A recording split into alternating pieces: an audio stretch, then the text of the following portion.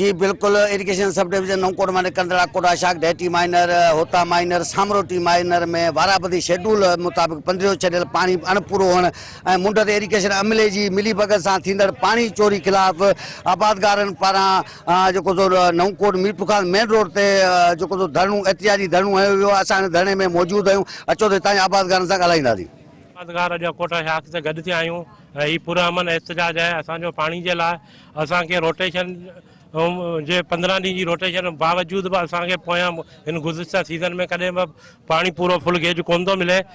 टिन वारनि खां असां वटि पाणी मुसलसल घटि हलियो आहे। एसडीओ खे चवण या इंजीनियर के चवण सां को बि हिननि ते फ़र्क़ु नथो पए। 3 ॾींहंनि खां हींअर बि ॻाल्हायोसीं त 3 ॾींहंनि में हिननि इहो चयो त सुभाणे थो पाणी अचे, ॿिए ॾींहुं थो अचे। सूमर वारे ॾींहुं 6 बजे असांखे चयूं तव्हांखे गेज पूरो करे ॾींदासीं। असां वटि पाणी जेको आहे सो तक़रीबन जीअं वाराबंदी ख़तम थी आहे तंहिंखां पोइ असां वटि गेज नथो ॾिनो वञे ऐं असांखे ॿुधायो वञे थो त बाबा नवाबनि जूं शाखूं खुली वियूं आहिनि, हुन जूं खुली वियूं आहिनि।